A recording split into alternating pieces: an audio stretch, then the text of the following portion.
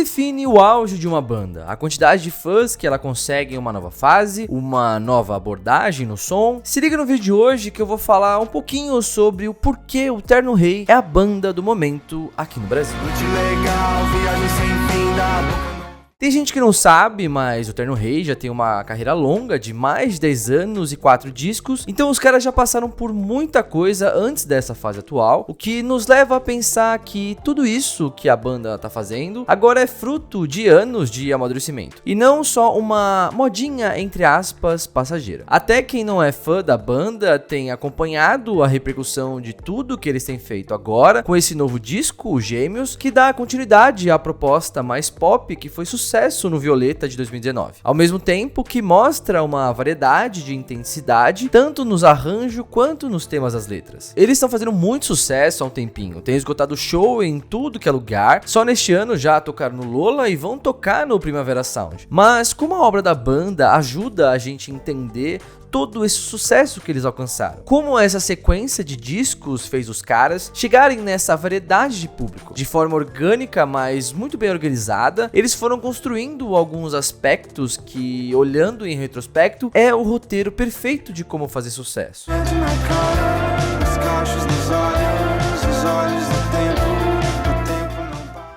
Uma coisa muito importante, que talvez possa parecer meio óbvio de destacar, é a identidade que a banda foi formando nesses 10 anos de carreira. Desde os clipes sempre muito bem ambientados, a memes sobre a relação de fãs da banda com o Eco Bags, o Terno Rei sempre viu seu trabalho ser completado pelos fãs nesse aspecto. Tipo, o som do começo da carreira, mais lo-fi e psicodélico, tinha muita conexão com os fãs de outras bandas que tinham um som parecido naquela época. De um jeito criativo, a banda flutuava muito bem entre o rock alternativo e esse indie mais moderninho. Nas letras do Ali Sater, vocalista e baixista da banda, ao mesmo tempo que eles traziam um lance mais viajado, tipo ilustração de cenas de sonhos, a abordagem ao falar sobre temas amorosos sempre foi algo muito relacionável, com aquela indecisão de nunca saber ao certo como lidar com os sentimentos e com as demandas da vida ao mesmo tempo. Essa primeira fase teve seu ápice no segundo álbum, Essa Noite Bateu Como um Sonho, de 2016, que, como o nome sugere,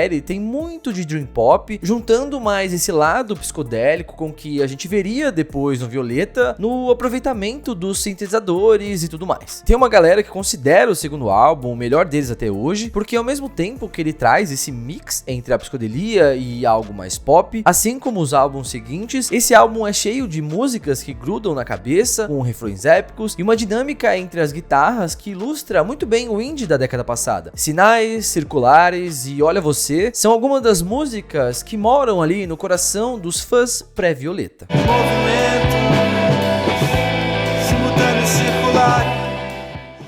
Esse lance dos fãs é uma parada interessante. Quando se trata de banda indie nacional, isso faz muita diferença. E é só pensar em bandas como o Terno e, é claro, os Los Hermanos, pra ver que quando rola esse tipo de identificação entre a banda e seu público, as coisas ganham dimensões diferentes. No caso dessas outras duas bandas, o modo como elas tiveram seu sucesso credenciado, entre aspas, foi algo mais tradicional. No caso do Los Hermanos, o hit Ana Júlia já colocou a banda nos holofotes numa época onde bombar na rádio era muito significativo. No caso do Terno, o alcance da banda foi crescendo de acordo com a percepção geral do talento do Tim Bernardes, tanto em compor como em trazer no som referências retrô sem soar datado. Daí a chavinha virou, mesmo quando ele passou a ser um cara reverenciado no meio artístico também, colaborando com uma galera e se lançando em carreira solo. Bom, agora que eu já falei o que o Terno Rei tem em comum com essas bandas, vamos pensar o seguinte: o que eles têm de diferente? Já que eles não tiveram um hit logo no começo da carreira e também não foram apadrinhados, obviamente no bom sentido, por nomes como Maria Bethânia e Tom Zé, o que fez o Terno Rei se destacar nesse nível e nesse momento específico? Se a gente parar pra pensar, essas duas outras bandas que eu citei são muito ligadas a uma sonoridade mais puxada para MPB, que revisita os anos 60 e 70 e que por isso também conversa muito bem com quem não é tão ligado em lançamentos e coisas do tipo. O Terno Rei faz um indie rock que vem de um ponto de referência diferente. Na década passada, enquanto rolava as fases como a psicodelia do Tame Impala, o lo-fi do Mac DeMarco e o synth pop que reviveu o MGMT, aqui no Brasil o destaque sempre ficava para as bandas que partiam do mesmo lugar que o Los Hermanos e o Terno. Um som com mais, entre aspas, brasilidades, de forma que as bandas que faziam um som mais ligado ao que rolava lá fora iam cada uma escolhendo um desses subgêneros e fazendo sua própria parada. No final da década, passado tudo isso, o Terno Rei com Violeta conseguiu trazer todas essas referências junto da noção de pop rock que a gente tem aqui no Brasil. Então, ao mesmo tempo que Vento na Cara tem uns sintetizadores tipo os que você encontra nas baladas do Mac DeMarco, em Roda Gigante os caras metem um solo todo cheio de fãs no maior estilo Tame Impala. Além dessa conexão com o indie dos anos 2010, a junção das guitarras deslizantes com o synth mais vaporizado trouxe um ar oitentista ao disco, o que todo mundo estava tentando fazer há uns anos atrás. Esse lado mais indie urbano tem muito a ver também com a cena que eles fazem parte. Por a banda ser de São Paulo e fazer parte da Black Cava Records, esse universo sonoro mais ligado ao rock alternativo e ao indie pop sempre fez parte do radar dos caras. Então, essa ambientação sonora que eles se encontraram no Violeta teve uma identificação com o cenário em volta, o que influencia naquilo que a gente estava falando sobre identificação. Quanto tempo faz?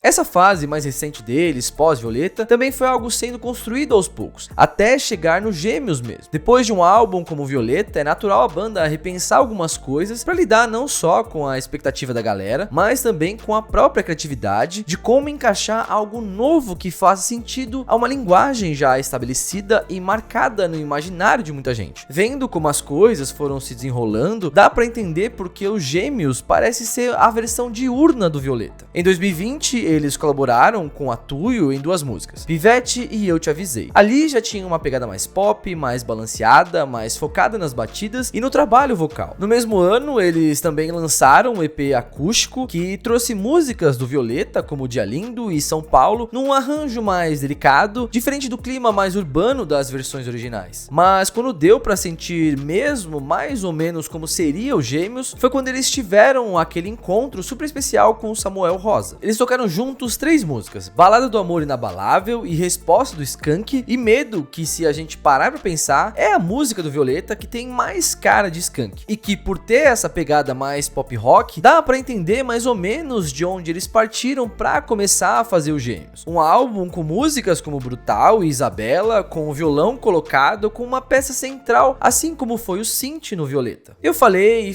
mas acabei não respondendo a pergunta central do vídeo. Por que o Terno Rei é a banda no momento aqui no Brasil? Bom, como deu pra ver, a trajetória dos caras não foi fruto de uma fórmula ou estratégia de marketing. Da mesma forma que o Violeta foi um ponto de virada, os Gêmeos confirmam o hype e deixa a banda mais à vontade pra continuar mais pop rock ou pra de repente voltar pra um lance mais psicodélico com mais respaldo pra experimentar. Agora eles são uma banda de projeção nacional, mas ainda conservam muito o espírito de fazer parte da cena. Tipo, é super normal você trombar os caras da banda em algum show da cena, seja porque eles estão fazendo DJ set ou realmente só estão colando por colar mesmo. Isso é muito legal porque sempre nos relembra que eles são uma banda independente até hoje. O rolê é que sempre que uma banda alternativa consegue achar um link com o som mais pop, isso chama muita atenção. E com eles não tá sendo diferente. E apesar do Ali Sater ter sua carreira solo, eles não são tipo Terno. A banda funciona como uma unidade mesmo. Antes de acabar o vídeo, comenta aqui embaixo se você também acha que eles são a maior banda do Brasil e acha que eles podem crescer ainda mais. Fala aqui nos comentários como você conheceu a banda e se você prefere os Gêmeos ou Violeta. E não esquece de seguir a gente aqui no YouTube, segue a gente nas redes sociais, TikTok, Instagram e também acompanha o nosso blog, minutoindie.com. E é isso, espero que vocês tenham gostado, não esquece de compartilhar esse vídeo com a galera.